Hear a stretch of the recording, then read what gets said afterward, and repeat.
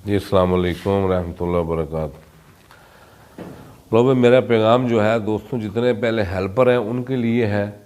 मैं तमाम हेल्परों से सवाल है कि बेशक उलमा से पूछें कि क्या तौहीद का पैगाम और शिरक से रोकने का पैगाम जो फैलाए उसके लिए क्या है, खैर का उसके साथ मामला होगा या उसकी बर्बादी होगी। ठीक है। दूसरी उलमा से ये अर्ज़ है, अल्लाह आप लोगों की इज़्ज़तों को और बुलंद करे। यार अगर आप लोगों को लगता है कि कोई इतना है कोई भी, तो क्या सिंसियर हैं, मजाक उड़ाते हैं, बड़े बड़े जो हैं वो मजाक उड़ा के गालियाँ दे के काम ख़त्म। ठीक है, ऐसे फितने ख़त्म किए जाते हैं। एक सवाल।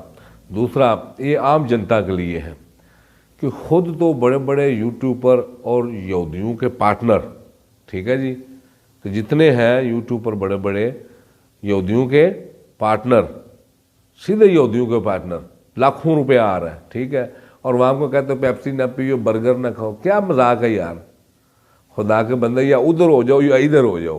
ठीक है जी, या तो पक्की पार्टनरशिप कर लो, ठीक है, तो या फिर हमें भी कह दो कि भाई आप पेप्सी बर्गर पी लो। अजीब वैसे नहीं। अल्लाह आप लोगों को जज़ाए खैर दे। जो भी कोई मुश्किल होती है या कुछ ऐसा मसला बनता है, आज को पता है उम्मत का ज़रा ज़रा बिखर गया है। एक एक घर में चार चार बेटे हैं और हर एक एक दूसरे को काफर काफर कह रहा है। ठीक है जी।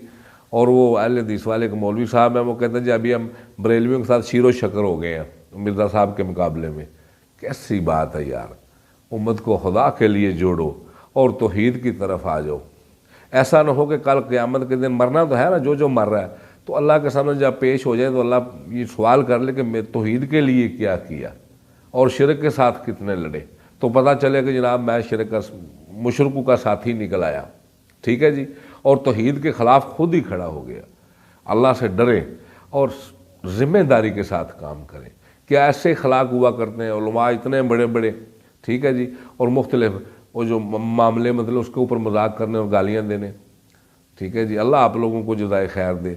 कोई, मैं तो हैरान हूँ कि कोई एक बंदा, कोई एक आलिम जो चार पैसे खर्च करके आया हो, पता किया हो कि यार ये क्या फितना है, इसका इलाज क्या है, इल्मी कुछ बात की हो, स्वाय गालियाँ देने से मजाक करने से ये तरीका हुआ करता है। अगर उलमा का ये तरीका है तो वाम का क्या हाल होगा। और आज देख लें हालत क्या है, बर्बाद हो गए। दुनियावी तौर पर भी मुल्क के हालात हैं, मोहताज हो गए लोग। अच्छा, जो आप एक गुनाह बताते हो कि उसकी माफ़ी नहीं है जी, मतलब किसी ने किसी का कर्जा देना है, लेन देन है, तो उसकी जो दुनिया के अंदर उसका तो तौबा भी करता है, उसकी तौबा कबूल नहीं होती जब तक वो देन लेन ना करे। तो देन मुल्क ही बर्बाद हो गया, लोग बेचारे दरबदर हो गए, इलाज करने के पैसे नहीं, किसने करना था, सियासतदान। अच्छा, आप लोग वो इलाज कर रहे हो आखिर वाला, क्या पौधे की जड़ का इलाज किया जाता है कि पत्तों का इलाज किया जाता है। ठीक है जी, अमाल के इलाज करें। ठीक है जी, असल तो जड़ क्या है। एक मुफ्ती साहब के मैं साथ बैठा हुआ तो कह रहा था जड़, हमको इस ऐसे हालत में जड़ तलाश करनी चाहिए। तो जड़ कौन सी है, और ऊपर पत्तों के ऊपर स्प्रे कर रहे हो, तने को वो कर रहे हो, शाबाश, जड़ क्या है। बाबा जड़ तो तौहीद है ना, या इसके अलावा कोई और है। वैसे कैसा यूनिक पैगाम नहीं है। और या फिर इसके मुतबादले की हिम्मत करके कुछ दूसरा बेहतर बताओ कि इस्लाम के अंदर ये एक अमल है जिस अमल से तगैयर होगा, तमाम गंदगियां दूर होगी।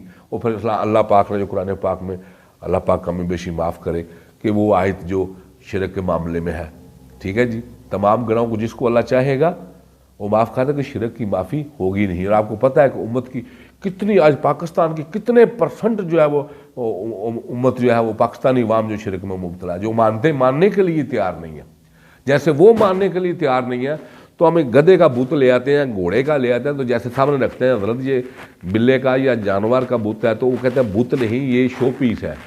ठीक है, तो क्या काफिर उन बुतों को नहीं मानते? छोटे छोटे बुत नहीं होते, मैं तो वो बाहर रहा हूँ मुख्तलिफ मुल्कों में, तो काफिरों ने छोटे छोटे बुत रखे होते गाड़ियों के सामने अंदर लटका के, तो उसको पहले आके प्रणाम करते हैं, तो जो भी ऐसा करते हैं। ठीक है, छोटा सा बुत। तो आप तो बड़े बड़े बुतों को बुत नहीं कह रहे। ठीक है, तो फिर उसी तरह वो भी सच्चे हो गए, तो कब्रों में भी कहाँ बुत की बात है, ये भी हम वो इज़्ज़त एहतराम से करते हैं। औलिया का एहतराम लाजिम है, मुसलमान औलिया का एहतराम करते हैं, उलमाओं का भी एहतराम करते हैं। लेकिन कम से कम वो कलमे का, मैं तो कहा या तो एक जितने लोग वीडियो बनाते हैं ना मुखालिफ, उनके लिए एक पैगाम है, या तो कहो ये पैगाम हक है या कहो ये पैगाम बातिल है।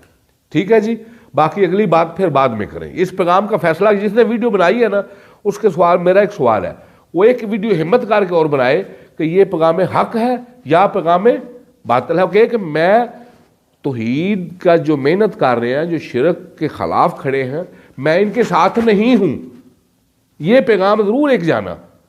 खुदा के बंदो, ऐसा ना हो कि कहीं कलमे के खिलाफ ना खड़े हो जाओ। वैसे तो हूं ही, हर एक फिरका दूसरे फिरके को जन्मी दोषी वो कह रहा है, ठीक है ना, हर एक दूसरे के खिलाफ है।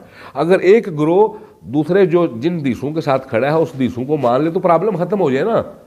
हदीसों ही की तो मुनकर हुए हैं, तब कह रहा यार जो तेरे पास हदीस है उसका मैं नहीं मानता, जो कहता उसके पास हदीस है उसको वो नहीं मानता। ठीक है जी, तो कहीं ऐसा ना हो कि कलमे के खिलाफ ना खड़े हो जाओ। कम से कम जो हक है उसकी तस्दीक ज़रूर करो ताकि ईमान बच। देखे अल्लाह गनी है, अल्लाह कौमें बदल देता है, दूसरे से काम ले लेता, अल्लाह इस पर कादर नहीं। तो आप देखते नहीं कि सैयद मोहम्मद कासिम साहब जो है उनका मरकज़ जो है अल्लाह और अल्लाह का रसूल अलैहिस्सलातु वस्सलाम है। ठीक है, सब मिलके सब ने गालियां निकाली। एक गाली का तो सबूत दो कि यार एक बंदे रिएक्शन में गुस्सा आ गया, एक गाली दे दी, और उल्टा मजाक उड़ाते हो। क्या उलमाए हक का ये तरीका हुआ करता है? उम्मत जाए जन्नम में, मजे करो। अल्लाह आप लोग को जज़ाए खैर। सलाम है जी हमारा आपको।